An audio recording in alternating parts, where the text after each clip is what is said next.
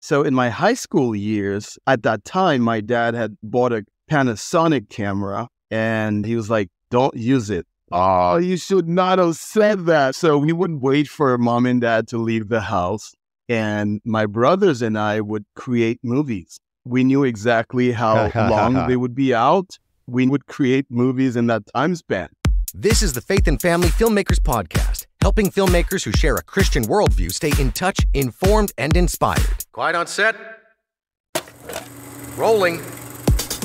Your hosts, Geoffrey and Jaclyn Whitt. Hey, welcome to the Faith and Family Filmmakers Podcast. I'm Jeff. And I'm Jaclyn. And we're glad to be back with you again today with our special guest, Marty Jean-Louis. Marty Jean-Louis, a dynamic producer and visionary, is the driving force behind 24Flix, the International Christian Film Festival, and online channel.tv as their founder and CEO. With his exceptional talent in production, Marty has directed and produced over 800 TV shows, documentaries, films, and commercials, garnering global viewership. His passion lies in using media as a tool to connect with and uplift those who are lost and broken, firmly believing that making a positive impact on even a single individual signifies success. Welcome to the podcast. Thank you so much for having me. It's great to meet you, Marty. Now, just listening to that bio, you've got a lot of roles. It must keep you very busy. I try not to use the word busy. I try to use the word productive. Good. Because you can be busy and accomplish nothing. The first thing that comes to mind is, okay, we've got 24Flix, online channel TV, if I said that correctly, your production, and these festivals that you do, obviously your annual festival and now these fairly big 3 free events that you're doing this year, they take time too. You must have to really schedule your time slots. Yeah, time management is a big thing for me. Otherwise, I would go nuts. No kidding. So I really try to manage my time efficiently because there's a lot happening in my life and around me. And I also have a family. I have to also give them time. So it is important for me to manage my time efficiently so that the things that I do actually can become successful. Let's take a step back for a moment, as we usually start off with our podcast episodes. We'd like to know a little bit more about you as a person and how you started, how you got into media to begin with. Man, how much time do you have? As much as we need. As a little kid, I was always in love with photography and video. I've always remember I would love to have a camera one day. Whether it's to take pictures, to do video, it was always my dream before I even knew how to use a camera or knew exactly what that is. I knew what it was, but for some reason I was just in love with just being able to do that kind of art. Was it about capturing a moment or just finding angles? Do you know if there was something specific about it that really drew you to it? So it was about the creativity part, right? And I just love being able to do something different. I remember when I started photography, people would say, I don't get it. I would take the exact same picture, but the result is different. Yeah. So I love the creativity part of photography and filmmaking. So I'm going to take a guess then. In high school, this became even more of a passion for you, because I find in the teen years is where, you start to really get that spark of direction in life. A lot of teenagers anyways, creative teenagers anyways. I know my friends and I, we were totally in video production, photography, drama, music, all of that stuff. So what was it like for you in your teen years when it comes to that kind of creativity? Yeah, so that's a great question. Thank you for that. So in my high school years, at that time, my dad had bought a Panasonic camera and he was like, don't use it. I was like, oh, you should not have said that. So we would wait for mom and dad to leave the house. And my brothers and I would create movies. We knew exactly how long they would be out. We would create movies in that time span. And it was fantastic. And in high school, I did take photography. And I just fell in love with it. And even to this day, because it was like black and white photography, to this day, I'm in love with black and white photography, right? It's just something that I absolutely love. Did you learn how to do your own developing as well? Like in a dark room? Yes. Oh, nice. Yes. So did I. That was fun. That was really interesting to learn how to do that, actually. And it's real photography. Yeah. Right? Like, you're not only taking the pictures, but you are responsible to actually develop what you just created. And it was just real art.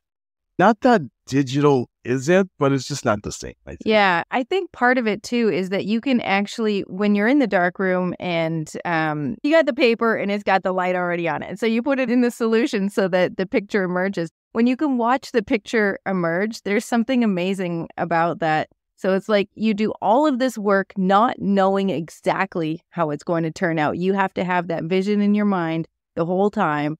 But it's when it actually emerges on the paper that you actually get to see it. I think that being so involved in every step of the process and having to hold on to that vision for the whole process, there is something unique about that. Yes, I agree. And I love the process. Okay, from there, you mentioned a lot of, or your bio, I should say, mentioned a lot of productions, television and otherwise. When did you start moving in that direction, and what was your avenue for those projects? That was, as I said, in high school, I was already sort of doing my own thing without going to film school. It just felt natural to me and my brothers.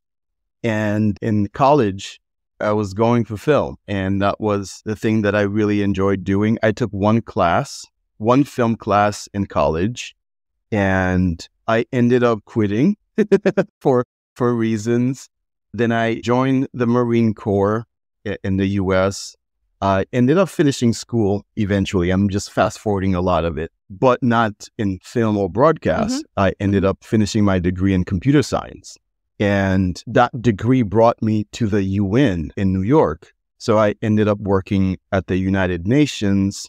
And that's where, again, that desire, because God had put me in the events department, and the events department is responsible for every event, everything that happens in the UN, including filmmaking, any major event. And there are major events that happens at the UN.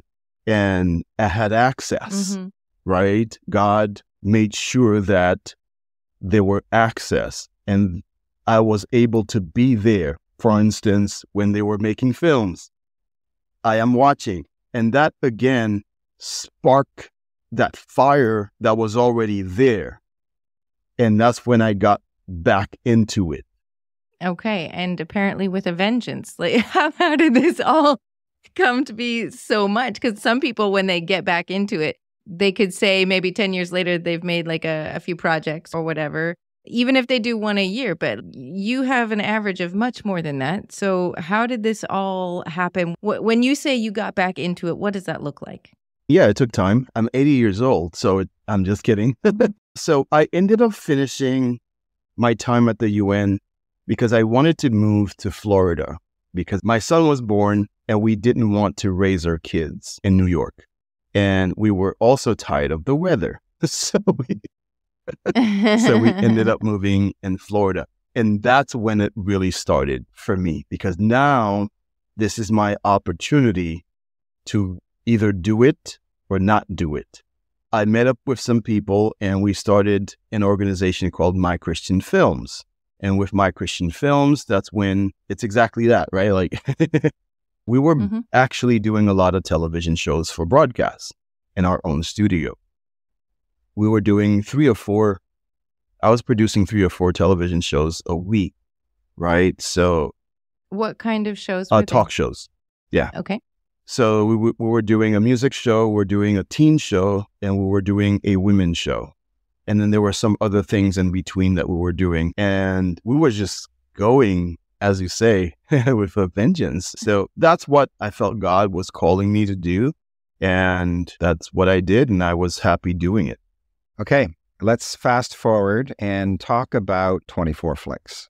There's probably lots to talk about, but some of the questions that might come to mind to our listeners is, where does it fit in the marketplace? What's unique about it? And eventually, I'm sure they might be wondering, because we have content creators, of course, and filmmakers that are in our audience, is it a platform that might be a good fit for their work? Let's talk about that.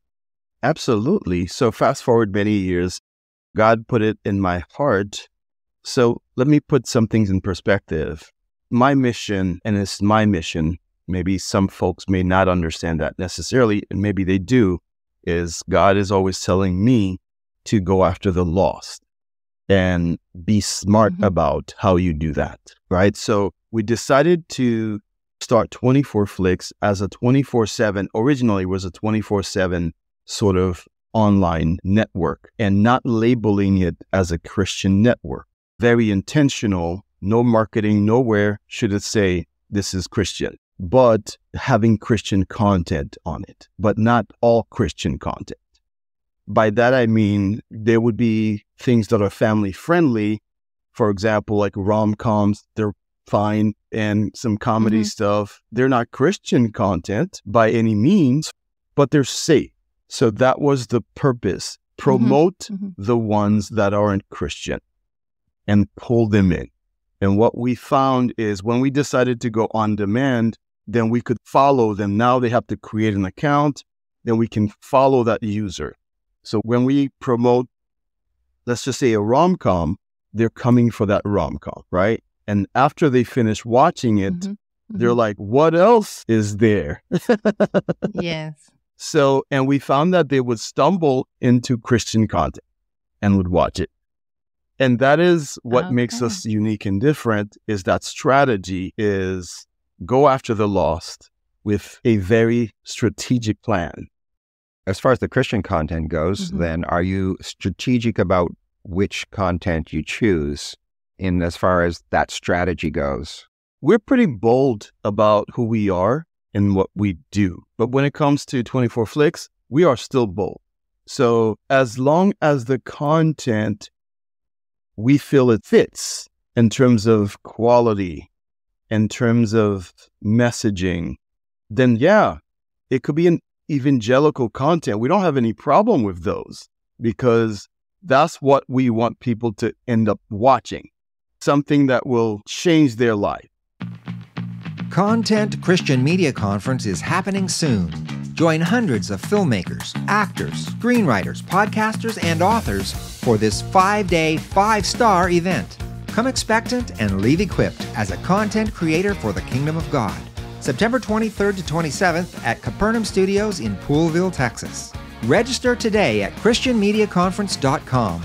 Save $50 off your full registration with the discount code 50FAFF. Now, is online channel TV something similar? Tell us about that. I was previously unaware. Jaclyn and I have watched some films on 24Flix, but I was unaware of online channel TV. Tell us about it. Yeah, absolutely. In the past, we have always used someone else's technology to run 24Flix. And for 10 years, I really wasn't happy with how and what. And I'm also thinking in the future, because what happens is 24Flix was, for some reason, we had like a ton of followers on social media and we got canceled. Till today, we don't know why we got canceled. And so the idea is using someone else's platform, they can cancel you at any given time and moment. And whatever you built overnight disappears.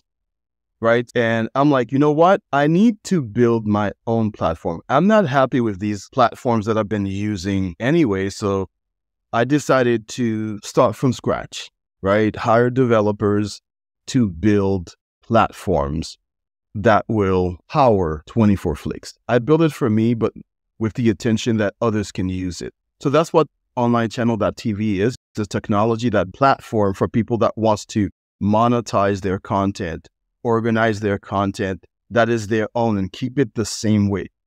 Keep it in-house in their own brand without having to, when you put something on YouTube, you're promoting YouTube. Your brand disappears, right? But if you're trying to build your brand, then you've got to focus on your brand. And that's what online channel TV is. Wow. That's amazing. So did you actually design that, or because you got your degree in computer science? And so did that come into play there? It did, in terms of what I want and understanding. I'm not a developer. Yes, I started out by being one, but technology moves so quickly, I can't keep up because I'm into filmmaking now. I can't, but I understand how it all works. So I understand how to speak to the developers, and I understand what I need and how to translate that to them. So I spearhead the project. We did it from the ground so that it's something that is unique, that is ours. You've got something special, and I believe this is the first year. I'm pretty confident I'm correct on that, with the free one-day events across the country. Tell us a little bit about that. Yeah, so even from the beginning of ICFF, that was always like in the plan. It's just timing. Sometimes things take time, right? So we just have to follow God's timeline in that ours. And it took us 12 years to get here. We're doing these one-day events. Again, it's all about God. How do we have these filmmakers get together and do kingdom business? And how do we fellowship together? What happens is that I may live in the same city as you, and I don't even know you. That's right. And you might be someone that I need, and vice versa. And that's the idea, is to connect people in those cities and also bring God, because we always start with worship and prayer. That's the most important thing for us. Like, we bring the Holy Spirit with us wherever we go. If you ever attend ICFF, you know. So we'll be having speakers as well. We'll show a couple of movies, and we will fellowship together. And I think that's really important. Are there workshops or just general sessions and speakers, and obviously worship, as you said? And yeah, general sessions, because it's a one-day event. It's going to be like about 8 hours. So we are very limited to what we could do, but we wanted to maximize what we are able to do in that time span. So these are going to be general sessions with Q&A. And then, of course, you'll be able to connect with these speakers and talk to them afterwards. 3 locations, right? Los Angeles, yes, Nashville, and Atlanta. Yes, that is correct. Those are very strategic locations, as you can imagine. And we are excited. The response that we've gotten, I got to be honest, I didn't expect such a huge response. And it was very quick that I noticed your social media posts were saying that they were sold out. It happened very fast. It did. That's exactly what I'm saying, is we're months away. I was really surprised, especially by Nashville. I wasn't sure because it's more of a music city. And Nashville was the first one to sell out. And we didn't even realize that happened. And we didn't set a cap for how many people that So we're like, oh my goodness, we're over that. And the same happened for Atlanta, which is like in October. Wow. I think you've got a reputation for providing excellence, right? Some people, they throw stuff together, and then other people, they build something and pursue that with excellence. And so to have a reputation, that's what you create. Then when there's an opportunity, people want to go. They want to be part of it, because I think we're drawn to excellence. We're just, as human beings, we're drawn to that kind of creativity that is beyond just, I have an idea or I'm throwing stuff together, hey, good enough. But when you see somebody that actually has honed their craft, put in their discipline, and is putting it to use and building something, especially something that is making itself available to other people to also participate in and join in, I think people are really drawn to that. Yeah, thank you for that. That was very kind of you. We really do work hard because I think God deserves excellence. Look at how he made us. So he deserves that. And we try our best to give that back to him. And I think it's important that we recognize who he is and what he deserves, not just throwing something together. It's good enough. We are not of that mindset. Ever watched an unsatisfying movie and wondered why it fell flat? The premise was great. The acting was pretty good. But the story itself left you feeling just meh. Don't let those stories be your stories. In my new book titled In the Beginning, Middle, and End, A Screenwriter's Observations of Life, Character, and God, I venture into developing and writing deep characters and satisfying storylines. But not only do I explain writing techniques in an entertaining way, sharing scenes from my own screenplays, but I parallel storytelling to life itself. Discover how to be the hero in your own hero's journey, how to engage with your author, and how to recognize when he's guiding the plot points of your life. In the Beginning, Middle, and End, A Screenwriter's Observations of Life, Character, and God by Jaclyn Whitt.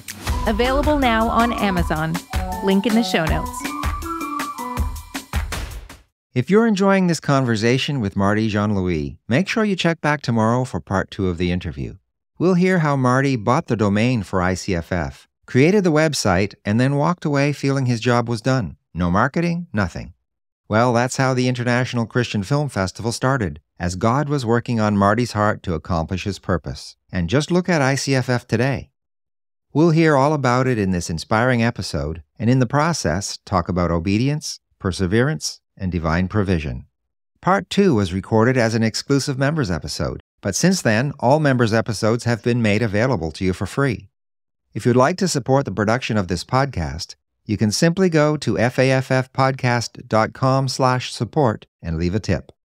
It's been very interesting getting to know you and hearing about all of the different creative adventures that you've had and the things that you're building and working on and providing for the community. As we close out this portion of the interview, I would love to give you the floor and ask you to share some final thoughts with our listeners. For me, what I find is that God has called each and every one of us for a specific task. And sometimes we're not sure. We're not sure sometimes because somebody says, you're not good at that, or I don't think you'd be able to do that. And that has been me, right? People have told me this. And fortunately for me, I don't listen to that noise. And I want people to understand that these are noise. When people says, when you feel deep inside of your heart, this is what you were meant to do, I would say, go for it. It's going to be hard, and it's meant to be hard. If it's not hard, then you're not going to learn from the things that's going to happen in that road to make you better. That has been me, right? And that has been people that I've seen in my life, the people that I have talked to, the people that have gone through it. It's exactly that. Go for it, even though maybe even family might be like, don't do it. We love you. We don't think this is the right path for you. No one knows but you what God has put inside of you. You are the only one that knows. Don't listen to folks, to negativity. That's right. Go full on and watch God open doors for you. Well, we've really enjoyed talking with you. We are looking forward to talking with you more in the second half of our interview. And I'd also like to talk a little more about ICFF because we didn't do much of that yet. And I look forward to hearing more. Awesome. Thank you. Thanks for listening to the Faith and Family Filmmakers podcast. If you would like email reminders about newly released episodes and more, please sign up at faffpodcast.com/email. That's faffpodcast.com/email. Bringing filmmakers together for faith and family. That's a wrap.